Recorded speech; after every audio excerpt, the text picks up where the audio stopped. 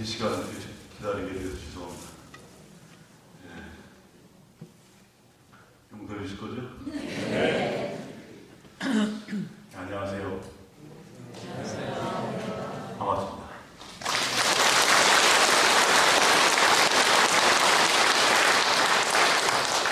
저는 대전교구 서천성당의 김용대 마태오 신부입니다. 이렇게 여러분들 만나게 돼서 반갑고, 또 우리 풍동성당 주임 신부님이신 김종민 프란시스코 하비에르 신부님과 같은 동창입니다. 신부님 기타 잘 치시죠? 김종민 신부님. 네, 저도 신부님한테 한테 배웠어요. 그래서 저도 기타 좋아하고 있는데 친한 친구입니다. 이렇게 불러주셔서 여러분들 만날 수 있는 좋은 자리 마련해 주셔서 우리 신부님께 여기가 정말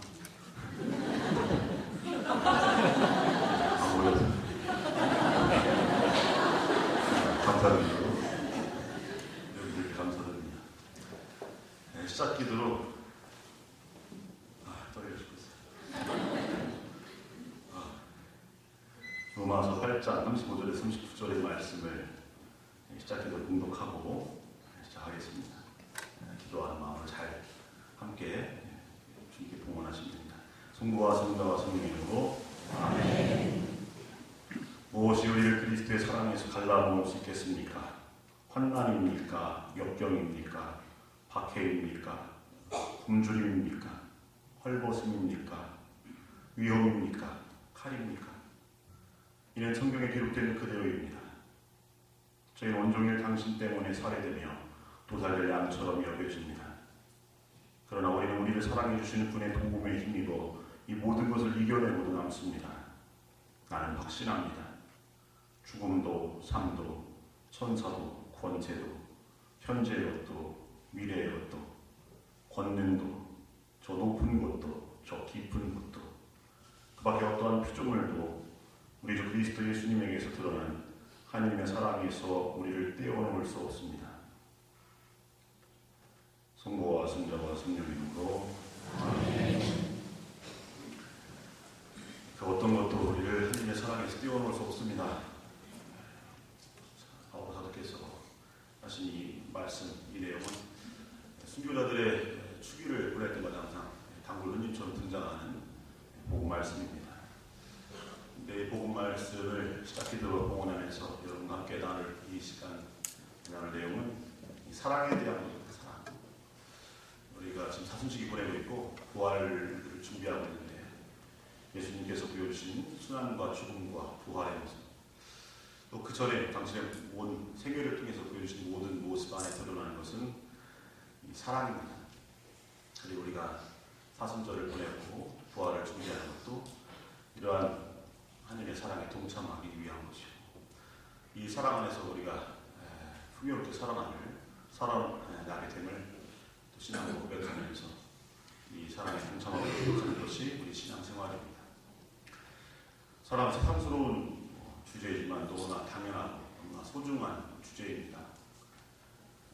사람들은 누구나 다 잘 살고 싶어요. 잘 살기 싫어하는 사람 아무도 없습니다. 나는 정말 잘 살기 싫습니다. 나는 불행해지고 싶습니다. 그런 사람은 없어요. 만약에 있다면 변태 없습니다.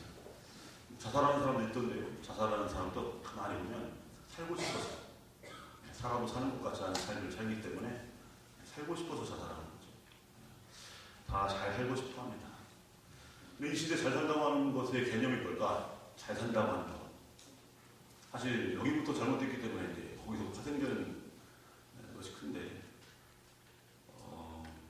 잘 산다고 하는 것. 요즘 어떻게 왜곡되고 변질되어 있는가. 제가 이런 공동체를 하기 위해서 자매님과 함께, 자매님 몇 분과 함께 차를 타고 이제 길을 가고 있었는데, 옆에 있던 자매님이, 신부님, 저 파란 대문 있죠? 조직 되게 잘 살아요. 그렇게 얘기했어요. 그 의미는 그 집 신앙생활 열심히 하고 착한 사람들이다, 이 뜻이라고 생각하는 사람은 아마도 대한민국에 한 명도 없을 겁니다. 신부님, 저 집 잘 살아요. 엄청 잘 살아요. 이 뜻이다고요? 돈이 많다는 거죠. 부자다. 돈이 많다. 그 누구도 그렇게 생각하지 않는 사람 없을 겁니다. 잘 사는 집이에요. 이 표현이 돈이 많다, 지위가 높다, 뭐 이런 뜻이죠. 부자다. 그러니까 잘 산다고 하는 개념이 그냥 그렇게 변해버렸어요.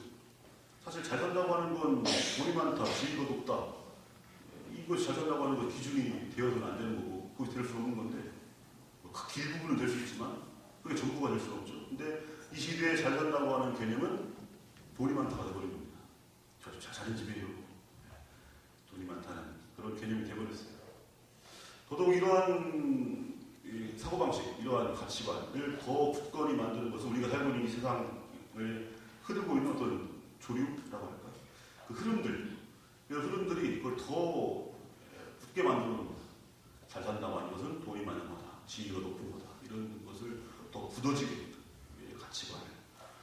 이 세상을 정의할 때 보통 이 세상은 세 가지 차원에서 이렇게 얘기해 볼 수 있겠습니다. 첫 번째, 돈이 최고의 가치가 되는 자본주의 사회를 살고 있어요.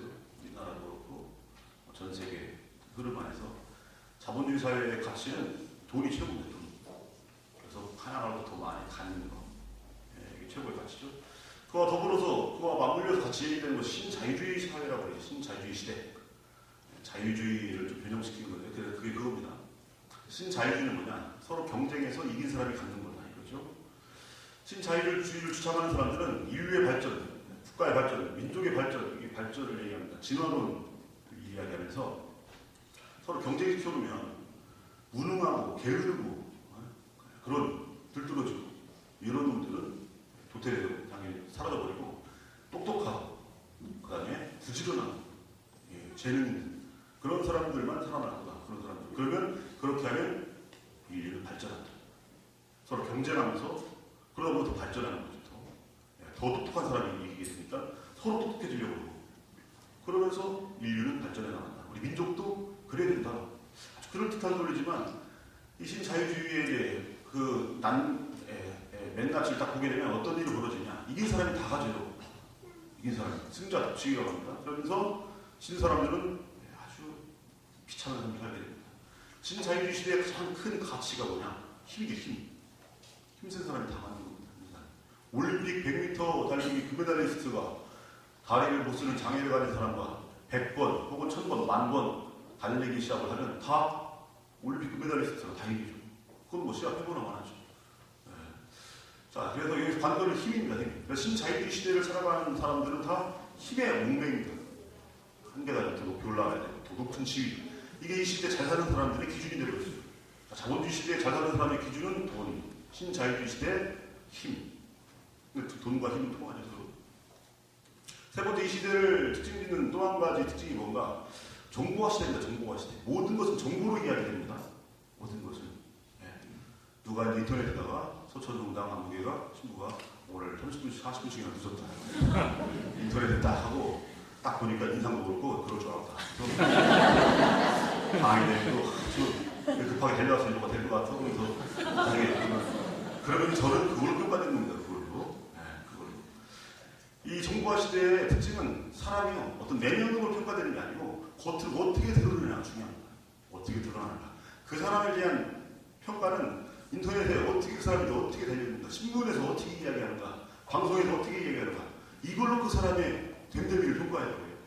속은 아주 나쁜 놈이라도 언론에서 그럴듯하게 써주면 아주 괜찮은 사람이 되어버립니다.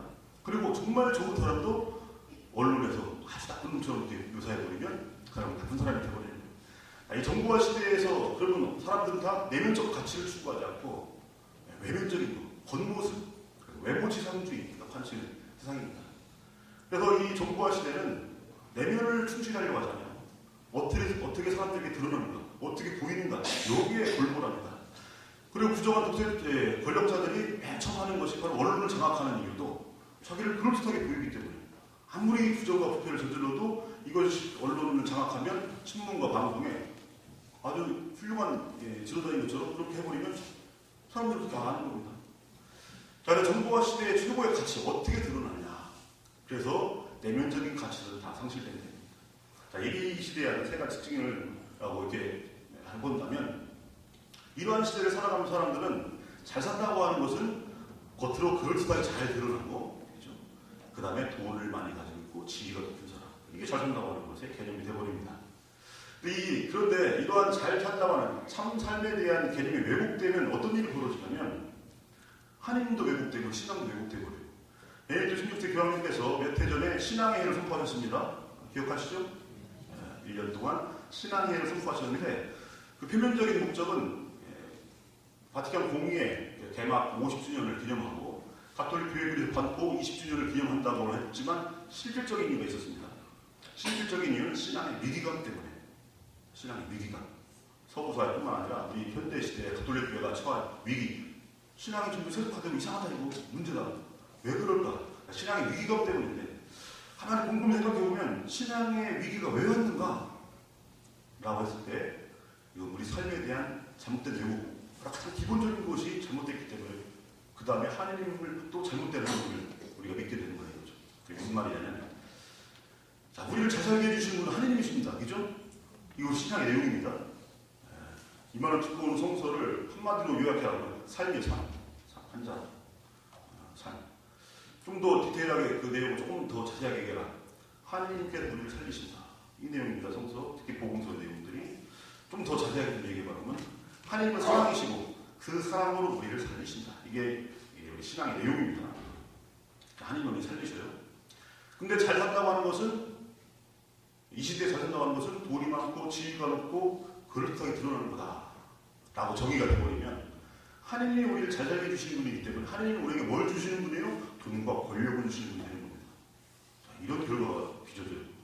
삶에 대한 왜곡, 잘못된 왜곡이 하나님은 나를 잘 살게 해주시는 분이기 때문에 하나님은 나에게 돈과 명예와 권력을 주시는 분. 이렇게 되어버립니다. 그러면 우리의 신앙생활이라고 하는 것은 나에게 돈과 명예와 권력을 주시는 하나님께 열심히 기도하는 거죠. 겉모습은 십자가에 붙여놨지만 속으로 기도하는 대상은 나에게 돈과 명예와 권력을 주시는 분. 하나님 저를 잘 살게 해주십시오. 잘 산다고 하는 것이 정말 거룩하게 착하게 복음 말씀대로 이게 아니고 이 시대의 그 가치 기준에 의해서 잘 살게 해주십시오 한다면 나는 엉뚱한 대상을 향해서 기도하고 있다. 그런 대상이 나와 복음서를 많이 성서를 보면 구약 성서를 보면 나에게 돈과 명예와 권력을 주시는 분이 나옵니다. 이게 바알신, 아세라신 이런 대상들이죠. 자, 그래서 오늘날 이 시대 시간이 세속화됐다라고 할 때 가장 근본적인 이유는 우리의 참삶에 대한 이해를 잘못하기 때문입니다. 자, 그러면 무엇이 참삶인가? 이걸 생각해봐야죠. 무엇이 참삶인가? 복음서를 보고 성서를 전체를 보면 이 참삶은 어디에서 기인하는가라고 할 때 사랑에서 기인한다는 사실을 우리가 복음서 안에서 또 성서 전체를 통해서 발견해낼 수 있습니다. 사랑은 사람들을 살립니다. 이거 우리 실생활 안에서도 실제로 경험할 수 있고 또 예수님께서 하나님의 사랑을 우리에게 절절히 보여주시면서 그 사랑이 사람들을 살린다는 사실을 알려줍니다. 이게 복음서의 내용입니다. 복음서의 내용. 하나님은 사랑이시고 그 사랑으로 우리는 사랑합니다. 사실 사랑으로 우리를 지으셨어요. 이게 창조입니다. 창조. 그리고 그 사랑으로 우리를 키우시고 그 사랑으로 우리를 살리십니다. 자, 그래서 이 시간 우리가 사순식이 보내고 교화를 준비하면서 우리를 정말 잘 살게 해주신 하나님께서 바로 그 사랑으로 우리를 잘 살게 해주시는데 그럼 우리가 정말 잘 살기 위해서 여기서 말하는 잘 산다는 것은 돈과 명예와 권력을 얘기하는 게 아니고 하나님께서 우리에게 정말 주시는 참 삶의 풍요로움 그 온전한 삶을 얘기하는데 그 삶은 바로 하나님의 사랑에서 온다는 사실 이 사실을 이것을 이 시간에 여러분과 나누고자 합니다. 이 시대에 아까 말씀드렸듯이 세 가지 조류, 자본주의와 신자유주의와 또 정부화 시대 안에서 외국지상주의 안에서 주로 이제 돈과 명예와 권력 이런 것들 손에 잡히는 것, 눈에 보이는 것 이런 것에 집착하다 보니까 어떤 일이 벌어지느냐 눈에 보이지 않는 가치들에 대해서 우리가 대단히 소홀하다 이렇게 생각합니다. 눈에 보이진 않지만 존재하면서 우리 삶을 위해서 정말 없어서는 안 될 소중한 것. 사람들은 채우는 데만 골몰하는데 비우는다고 하는 건 대단히 중요한 가치입니다. 사람들은 높이 올라서기만 하려고 하는데 내려간다고 하는 것, 낮아진다고 하는 건 대단히 중요한 가치이고 가난하다고 하는 것, 침묵, 낮아지는 것, 약해진다고 하는 것 사람들은 더 강해지려고 노력하지만 약해진다고 하는 건 대단히 중요한 가치인데 이런 중요한 것들을 이 시대에 다 폐기처분시키고 버려요. 우리 삶을 균형 있게 만들어주기 위해서 대단히 중요한 요소인데 이런 것들을 삶의 신비라고 표현할 수 있습니다. 신비. 눈에는 보이지 않지만 존재하면서 우리 삶을 정말 가치 있게 만들어주고 낮아지고 약해지고 비워주고 이런 요소들. 근데 이런 요소들은 다 공통적으로 뭐의 특징인가? 이게 바로 사랑 안에서 우러나오는 모습들입니다. 사랑을 하게 되면, 사랑을 이해하게 되면 그 사랑 안에서 비워지고 낮아지고 약해지고 대신 너를 위해서 모든 걸 내어주고 죽어주는 이 모습이 그 안에 들어있습니다. 그리고 우리 삶을 풍요롭게 하는 것이 사랑의 신비 안에 들어있습니다. 그리고 그것은 우리에 대한 예수님의 모습 안에서, 그분의 사랑 안에서 우리를 살리시는 그 사랑의 모습이 아주 절절하게 표현됩니다. 이 시간 여러분과 예수님의 생애를 통해서 순환과 당신 탄생부터 순환, 죽음, 부활에 이르기까지 예수 그리스도의 삶 안에서 드러나는 우리를 살리시는 사랑의 모습, 이걸 하나하나 보고 그 사랑에 우리가 어떻게 동참해야 되는가, 이걸 간략하게 여러분과 함께 나누도록 하겠습니다. 예수님을 통해 드러나는 사랑의 모습, 우리를 살리시는 하나님의 사랑, 사랑의 신비. 우선 먼저 예수님 탄생의 모습 안에서 그 사랑의 모습을 보겠습니다. 예수님의 탄생의 모습, 강생의 신비, 육화의 신비라고 표현하는데, 강생의 신비, 강생이라는 말, 일단은 이 이미지 안에서 우리가 알 수 있는 것은 내려오시죠. 위에서 아래로 내려가는 사랑입니다. 내려가는 사랑. 우리는 이 시대에 올라가는 것만 생각해요. 올라가는 것, 보다 더 높이.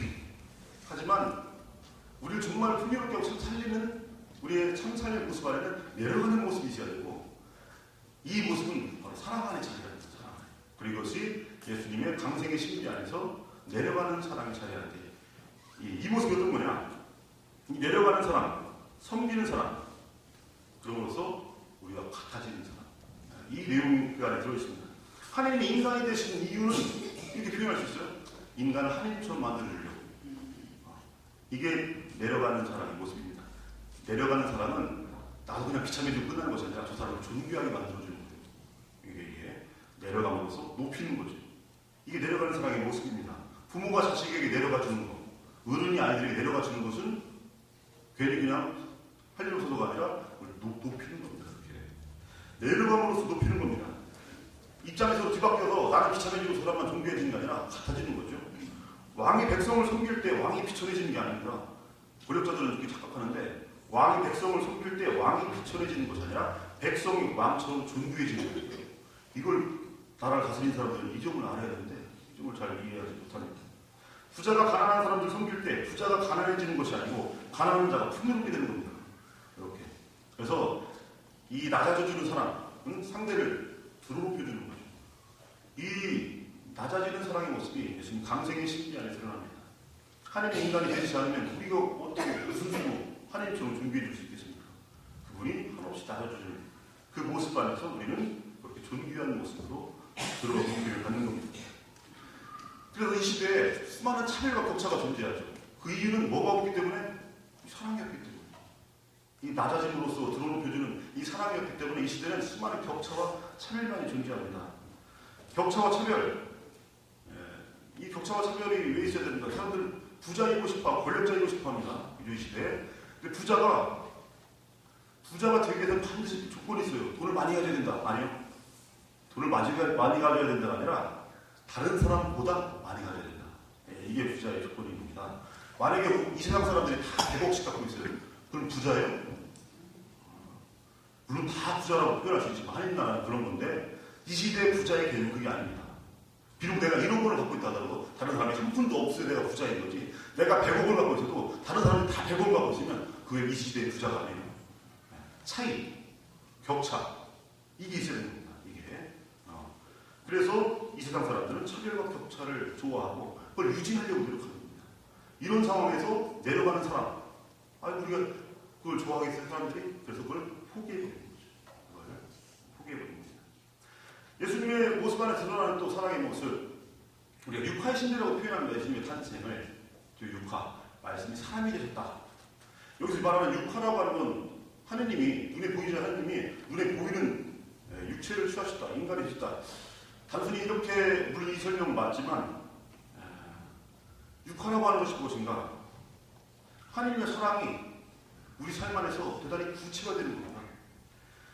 육화라고 하는 건 2000년 전 베들레헴 마법관에서 끝난 사건이 아니라 거기서 시작돼서 지금도 계속되는 구원의 신비입니다.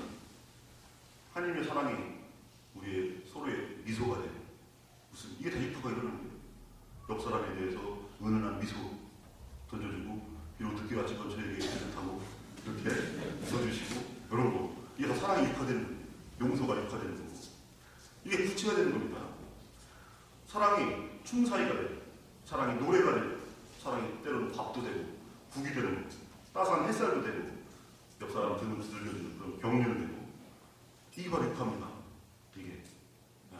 그래서 사랑은, 육화의 신비라고 하는 사랑이 그냥 머릿속으로, 마음속으로 아니라 이것이 실제로 다른 사람들에게 따스한 눈빛으로, 가벼운 토닥임으로, 따스한 포옹으로 이렇게 구체가 되는 거죠. 이렇게. 네. 그래서 구체적인 실천으로 했을 사랑. 예수님께서 이렇게 말씀하십니다. 내 계명을 받아 지키는 이야말로 나를 사랑하는 사람이다. 누구든지 나를 사랑하면 내 말을 지킬 것이다. 그러나 나를 사랑하지 않는 사람은 내 말을 지키지 않는다.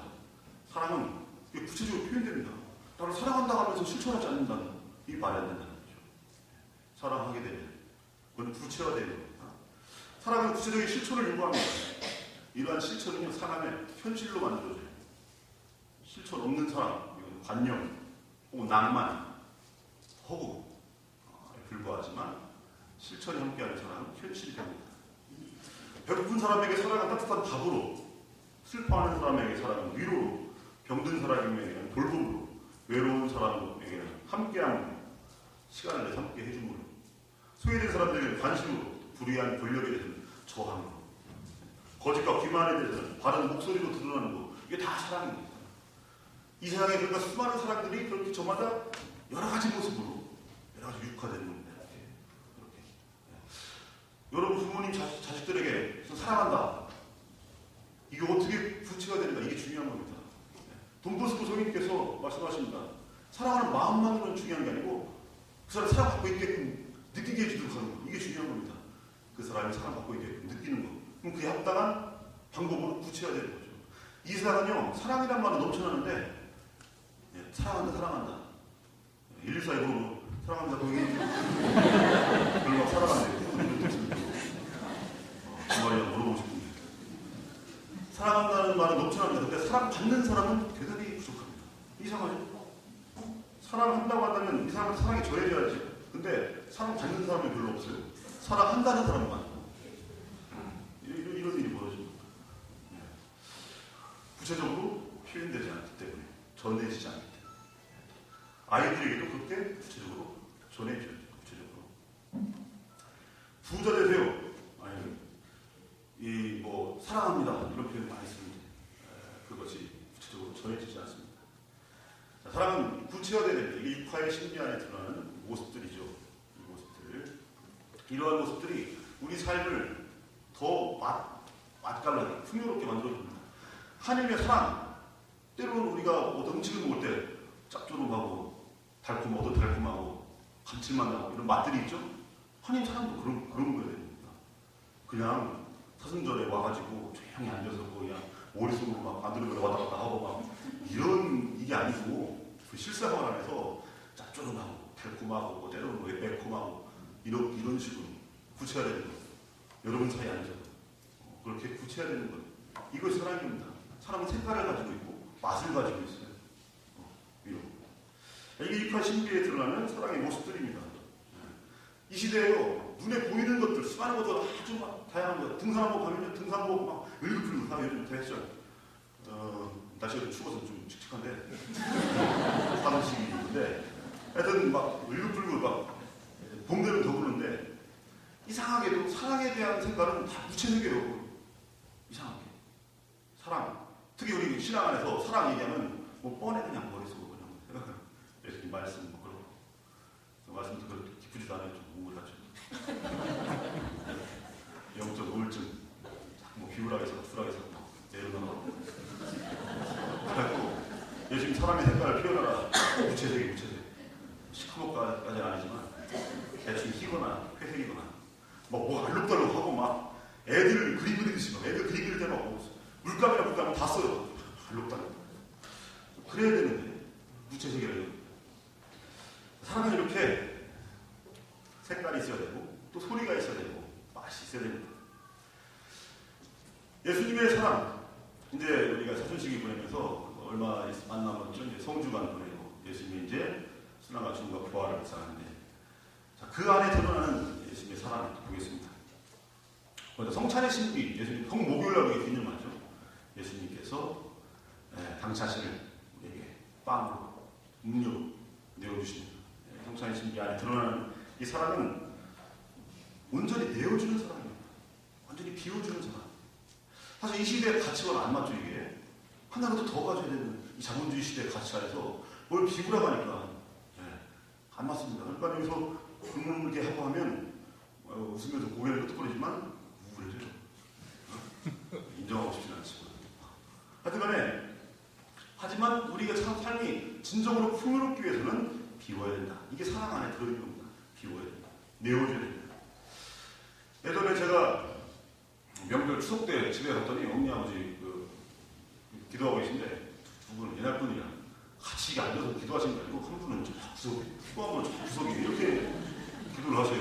같이 기도하고 불도 따로 피우고 따로 촛불 피우고 따로 촛불 피우고 성당 앞에서 50m 떨어져서 이런 스타일.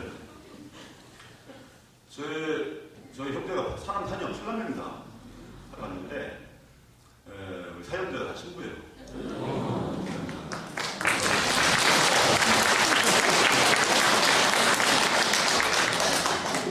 제가 7째고 남자는 3째고 큰형 신부님은 트로트 가수로 좀 활동하고 있습니다.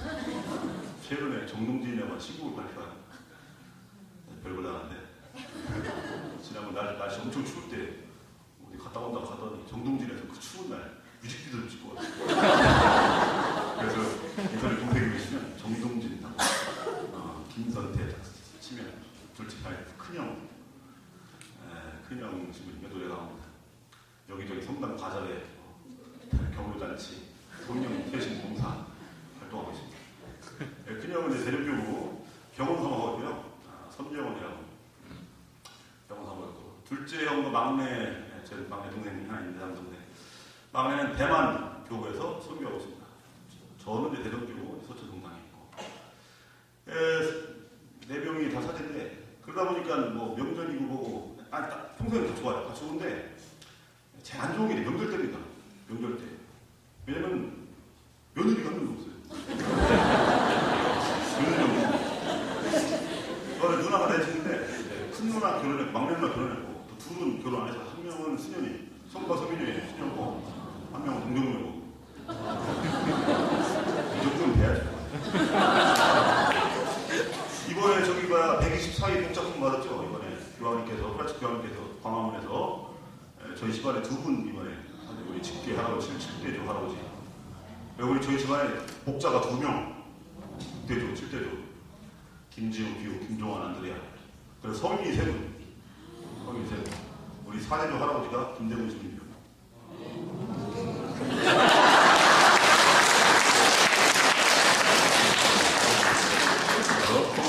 김대문 주님, 김대문 아버지, 김재주 이냐시오, 강공호, 김대레사.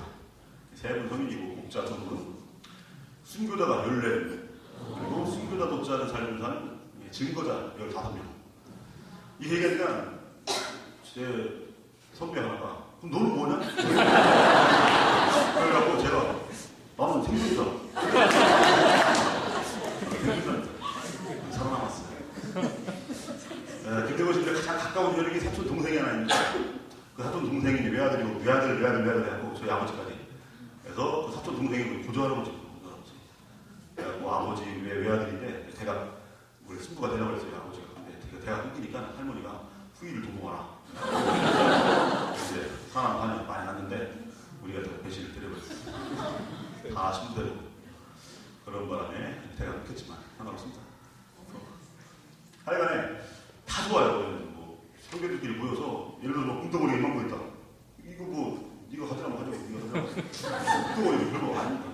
며느리 있어서 봐.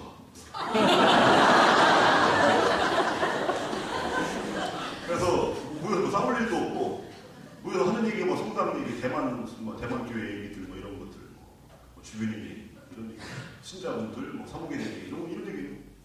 한 가지 아쉬운 게 이제 명절 때 아쉽습니다. 명절 때 되면 막 뭐 전도 뭐 지지고 뭐 하고 막 해야 되는데 또 할 사람이 하게 없어요. 할 사람이.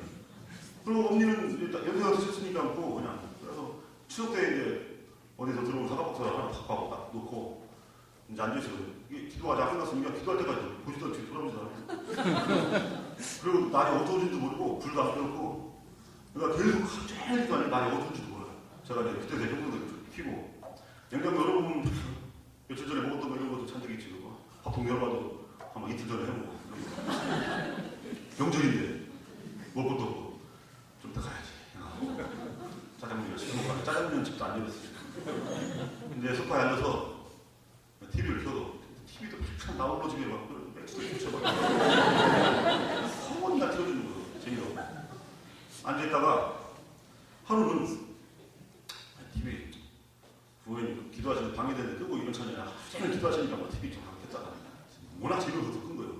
기도 방해될까봐 끈 게 아니고 끈 다음에 앉아가지고 이제 한번 생각 없이 앉아있다가 좀 이따 가야지. 기도만 끝나면 밖에 에어컨 가려고 기도만 끝나기 바라고 있는데 가만히 보니까 아버지 계시고 어머니 계시는데 쭈글쭈글해요. 쭈글쭈글 늙어가고 그러고 야 옛날에 그 아버지 우와 서슬이 풀었고 막 신앙교육 막 저희 집안에 그 가훈이 순교정신이 수다학생 때 뭐 적어놔가지고 순교정신 적어놨는데 어렸을 때 제가 딱 하더래요. 아버지는 순교 당장이면 순교하고 생겼어요. 근데 저희가 미사에 늦은 막 엄청 저희가 미사에 늦는 게 만약에 7시 미사면 7시 5분에 가서 늦는 게 아니고 30분 전에 가야 되는 거고 20분 전에 가면 늦는 거예요. 이게. 이상한 개념을 갖고 저희가 미사 시간 거의 다 돼서 미사 10분 전에 갔다. 아우 되게 혼나요. 미리 가서 묵상하고 그다음에 그날 보고 읽고 막 이래야 되는데 초등학생한테 저희가. 그래서 이게 우리 집이 있는데 옛날에 그 막 신앙교육 진짜 그 서슬 풀었던 아버지의 모습 그 젊음, 패기 이거 다 어디가 우리 추구추구 지금 껍데기만 남았지. 우리 어머니도 보니까 친형자 집안에 시집와갖고 완전 친형자 됐어요.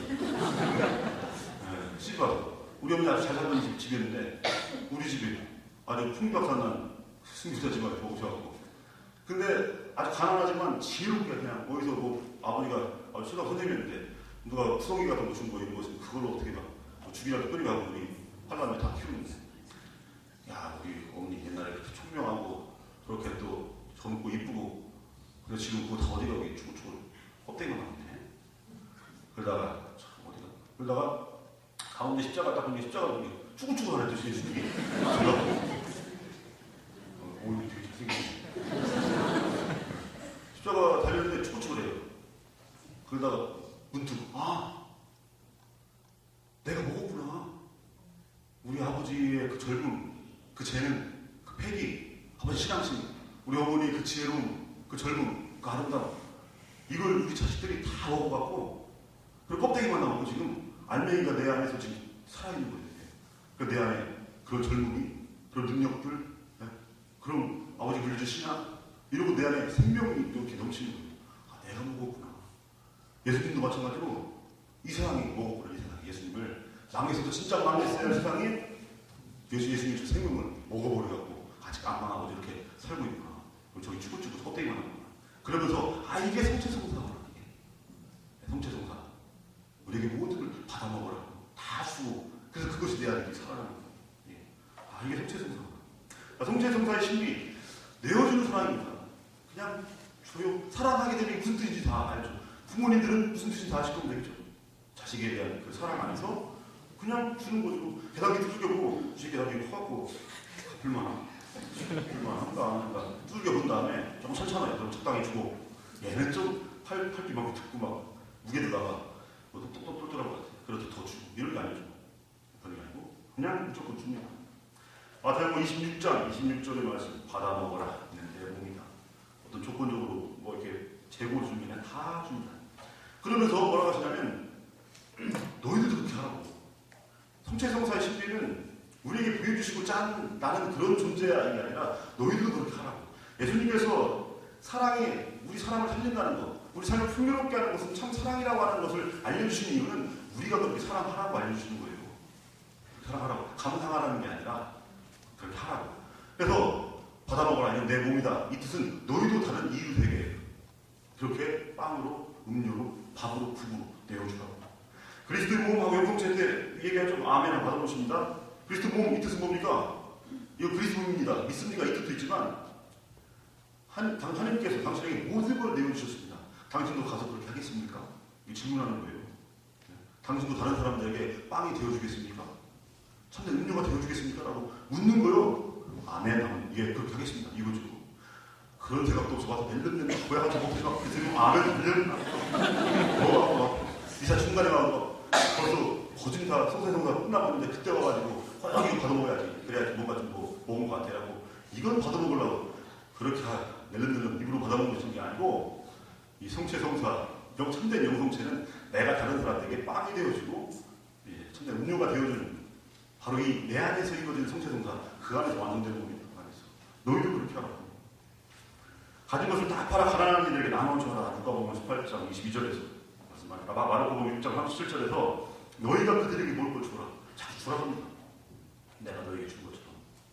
하나님께서 예수님께서 5,000명 먹으신 기적을 일으키기 전에 빵 5개, 물고기 2마리를 들고 모아 제일 먼저 하신 게 감사의 기도를 드립니다. 왜 그러는가? 이 5,000명을 먹으신 기적은 빵이 막 커지고 이런 기적이 아니라 이미 가지고 있는 걸 나누는 기적이에요. 이미 가지고 있는 걸 나누는 기적. 그렇다고 한다면 사람들에게 뭘 알려주냐면 여러분들이 지금 자기 소유라고 주장하고 있는 모든 것들은 하나님이 여러분에게 거저주신 겁니다. 여러분도 거저받았으니 거저주세요. 그 의미가 그 안에 들리는 감사의 기도 안에 당신이 우리에게 거저주셨기 때문에 모든 걸 아낌없이 내어주셨기 때문에 우리가 갖고 있는 거고 당연히 우리도 줘야 되는 거죠. 이게 감사의 기도 안에 들어있는 의미입니다. 그리고 이 의미에 동참했는 사람들이 동참했기 때문에 나눴고 그래서 서로가 다 배불리 먹고도 12가구리가 그 남는 겁니다. 음식이. 만약에 여기에 동참하지 않았으면 여기는 막 음식물 쓰레기 막 엄청 남고 여기는 배가 오른 사람이 있다.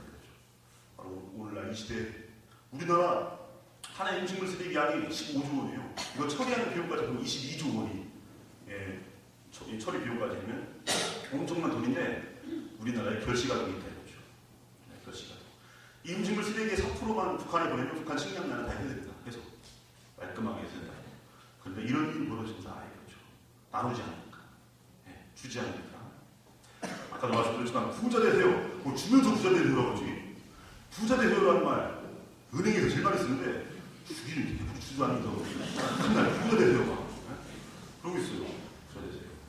그리고 우리가 새해 복 많이 받으세요 대신에 뭐 대박 나세요 부자 되세요 이런 말 많이 쓰는데 복이 그겁니까? 부자 되는 거? 벌써 우리는 저 잘 사는 집에 계신 분이 그 말이 이미 우리 삶 안에 많이 있는 겁니다. 복 많이 받으세요 이게 부자 되세요 이 말이 별로 대체되고 있어요. 자, 내어주는 사람 굉장히 중요합니다. 성찬의 신비 뒤에 예수님의 십자가의 신비 그분의 순환과 죽음으로 드러나는 십자가의 신비 안에 드러나는 사람은 뭐냐? 무조건적인 사람을 보여줍니다. 더 나아가서 변치하는 사람 예외 없는 보편적인 사랑을 드러내고 있는 것이 바로 십자가의 신비입니다. 십자가의 신비. 이 세상에 우리가 뭐 사랑이라는 말 많이 쓰지만 가만히 보면 대부분 다 거기에 바로 지금 뭐가 들어있어요. 네가 이걸 지키면 조건적인 사람들이 많아요. 조건적인 사람. 그건 여러분 보험 계약할 때 앞에 이름 쓰는 거 딱 이거 사인하는 거 있지만 뒤 딱 넘기면 뭐 있어요? 약관에 막 알아보지도 못하게 막 깨알막하게 이거 잊지 말라고. 잊지 말라고 막 이걸 깨알같이 써놨어요. 깨알같이. 앞에 돈 X 표시하는 건 딱 크게 X 표시 서명란 쓰게 쓰고 약관은 깨알같이. 가만히 읽어보면 수많은 조건들이 있어요. 돈 안 주려고. 네? 이따 말이죠. 보험회사 다니시고 계시긴 모르겠지만 솔직히 그렇잖아요. 솔직히. 솔직히. 손쉽게 얘기해요. 그런 것처럼 나는 당신을 사랑해.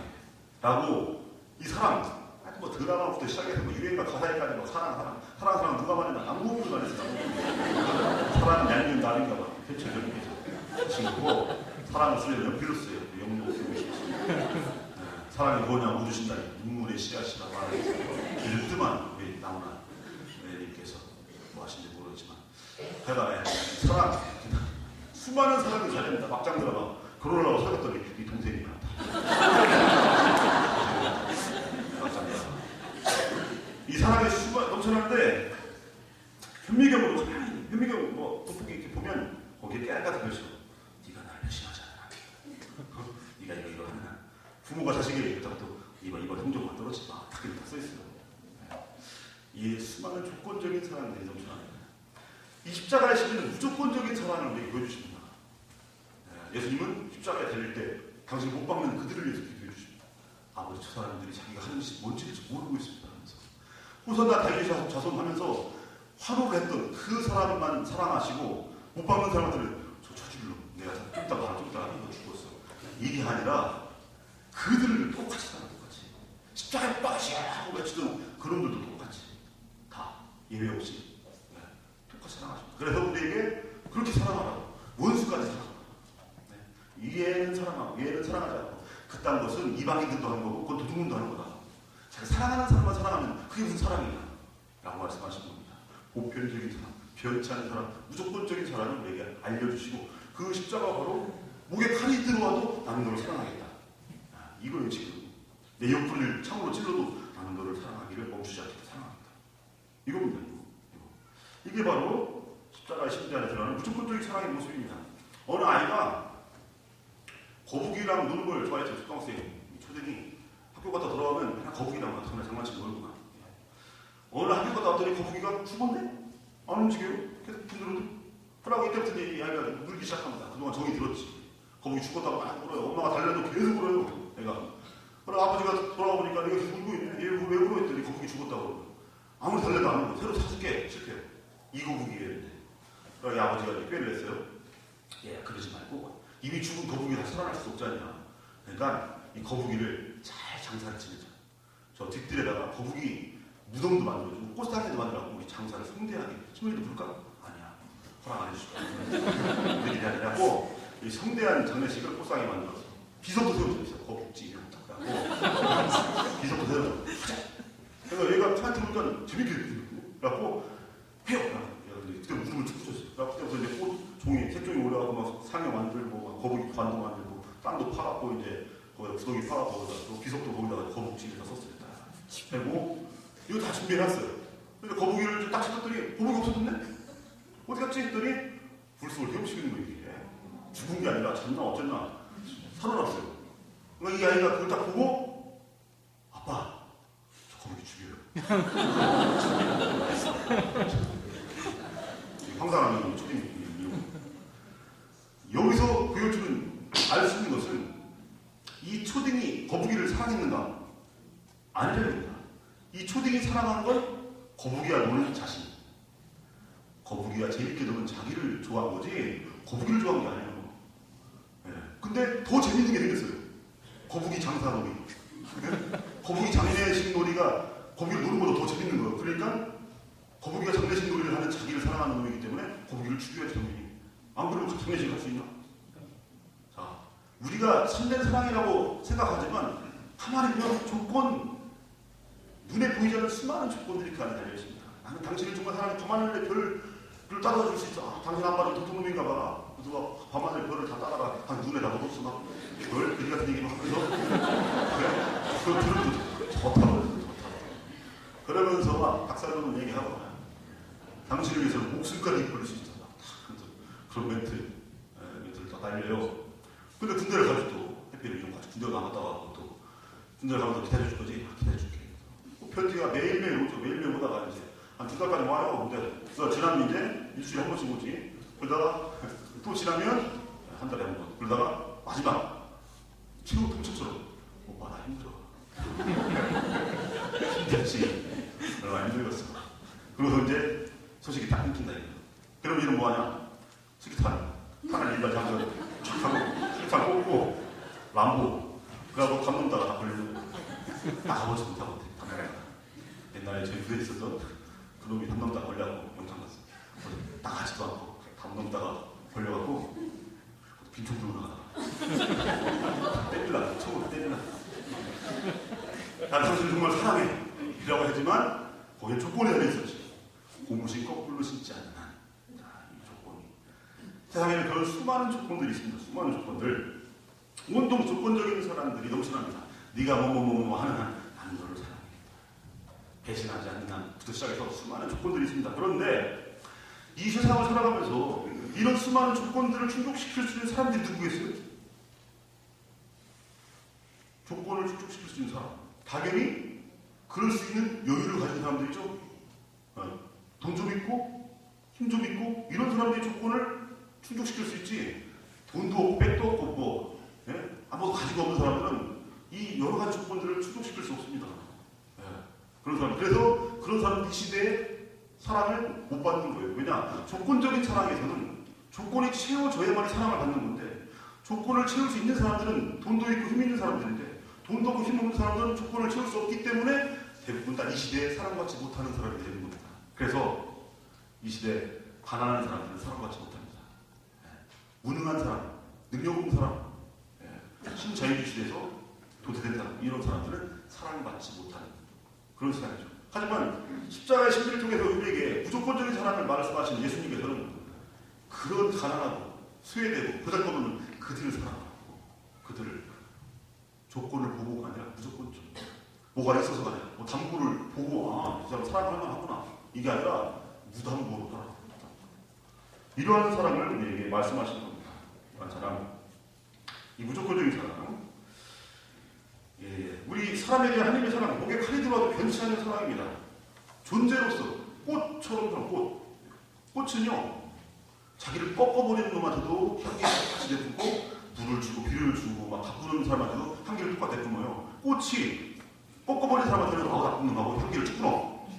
그리고 잘 가꾸는 사람한테는 향기를 많이 내뿜어. 이러지 않죠? 꽃은 꺾어버리는 사람에게나 잘 가꾸는 사람에게나 똑같은 향기를 내뿜습니다. 그렇게 사랑합니다. 방향제는요, 봐가지고 얘는 마음에 드니까 칙칙칙 세워버려줘. 요거, 얘는 특별히 마음에 들어. 다섯 번 칙칙칙. 얘는, 정말 짜증나. 안 풀어줘요. 이건 조건적인 거죠. 방향제처럼 사랑하는 게 아니다. 꽃처럼 사랑합니다. 그냥 향기가 나는 거에 존재해서 이렇게. 그런 사랑이겠죠. 자, 이런 사랑은 어디로 담아냐? 무조건적인 사랑. 무조건적인 사랑이기 때문에 누구는 사랑하고 누구는 사랑하지 않고 이게 있을 수가 없죠. 그래서 보편적인 사랑으로 나가는 겁니다. 보편적인 사랑. 마태복음 5장 43절에 44절에 말씀 보면 이웃을 사랑하라. 더 나아가서 원수를 사랑하라. 원수를 사랑하라 하니까 사랑하지 못할 사람이 있어요? 없죠. 원수까지 사랑하는 그 사랑의 범위 안에 벗어나는 사람이 있을 수가 없는 겁니다. 원수까지 사랑하면 돼. 모든 사람을 사랑하라. 이 말과 똑같은 말이죠. 모든 사람을 사랑하라. 무조건적인 사랑은 이렇게 보편적인 사랑으로 나아갑니다. 한 번은 수상하다가 이런 생각을 했는데 예수님이 저를 막 십자가 위에 고통스러운 불구하고 저를 막 사랑 막 그윽한 눈으로 저를 쳐다봐요. 사랑 어린 눈으로. 근데 그 눈으로 옆 사람을 또 그윽한 눈으로 쳐다봐요. 내 옆에 어떤 정말 괜찮은 사람이 나서 봤더니 내가 싫어하는 놈이야. 내가 싫어하는 놈인데 그 사람도 예수님이 똑같이 그 그윽한 눈으로 사랑하는 눈으로 쳐다봐요. 나도 그렇게 사랑해요. 사실요, 내가 원수라고 하는 사람은요, 혹은 내가 가장 좋아하는 사람의 친구일 수도 있습니다.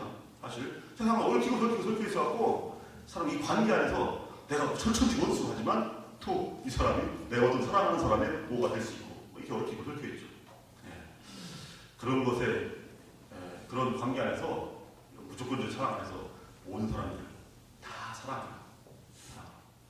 내가 너에게 모든 걸 내어주고 지금 너희들 서로 모든 걸 내어주라. 성체성사의 신비 이것처럼 내가 너 정말 흠도 많고 죄도 많고 하는 너를 내가 이 사랑으로 또 사랑하는 것처럼 네가 싫어하는 그 사람 내가 이렇게 사랑하고 정말 그윽한 사랑으로 사랑하면 돼. 좀 용서하는. 달란트의 비유 나오죠. 달란트의 비유. 만 달란트를 탕감해줬는데 그 100달러를 못 탕감해주고 있지 않습니까? 우리도 무조건적인 사랑. 예수님께서 우리를 그렇게 무조건적으로 사랑해 주시기 때문에 우리 또한 그 사랑에 참여해야 된다 이겁니다. 동참.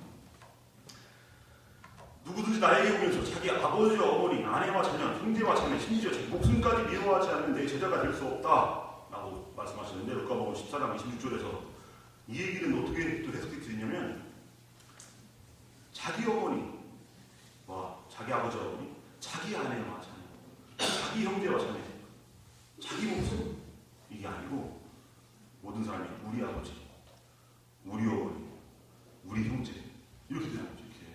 이렇게 모든 사람이 다 나의 형제요, 자매요, 어버이가 되어야 된다 이겁니다.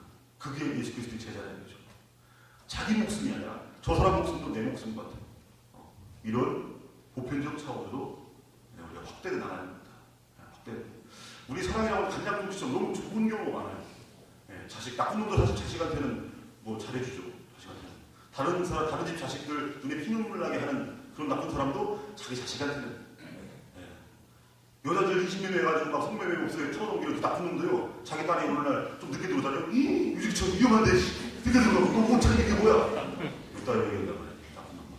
그렇게 자기 자식한테만큼은 그렇죠. 이것을 확대돼야 되는 거예요. 보편적으로. 자기 자식이 귀한 줄 알면 다른 집 자식도 귀한 줄 알아야 돼요. 자, 이 십자가의 신비 안에 이런 보편적인 사랑의 차원을 우리에게 말씀하시고 초대하신 겁니다. 자, 우리가 준비하는 부활의 신비. 부활이 뭐냐? 부활. 끝나지 않은 사람. 이거 특강 주제로 끝나지 않은 사람. 포기하지 않는 사람. 영원한 사람. 십자가의 죽음. 이건 뭐냐? 예수님의 사랑을 끝내려는 시도입니다. 마치 뭐와 같은가? 유다인들이 예수님을 십자가 못 박아 죽여버린 건 마치 뭐와 같냐면 여름에 햇볕 따라고 막 그 선크림 바르는 것도 지긋지긋하고 그러니까 이제 생각하고 정상들이 모여갖고 야 여름만 되고 자매님들이 너무 고통받는 것 같아. 선크림 얼굴에 떡칠하고 막 그것 때문에 얼굴 김이 생기고 죽게 생기고 더 이상 우리 자매님들을 위해서 저 태양을 그냥 가둘 수 없다 라고 우리 어차피 저 핵 다 토치 곤란한데 그 핵을 태양을 향해서 봐. 그래갖고 저 햇빛만 없으면 우리 자매님들의 얼굴 수준이 한층 더 업그레이드된 거 아니야. 김이 죽게 짜증나는 거. 그래가지고 각국 정상이 서로 회담을 하고 그 핵을 평화적으로 태양을 향해 쐈어요. 그래서 태양이 없어졌어. 이런 짓을 한 거지. 이런 짓을. 태양이 없으면 우리 죽죠. 못 살죠.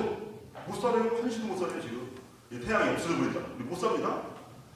지금 예수님 십자가 못 박아 죽인 무슨 짓을 저질렀냐면 하느님의 사랑 없이 우리 하느님의 진공 상태, 사랑의 진공 상태에서 0.0001초라도 있으면 우리 다 죽어요.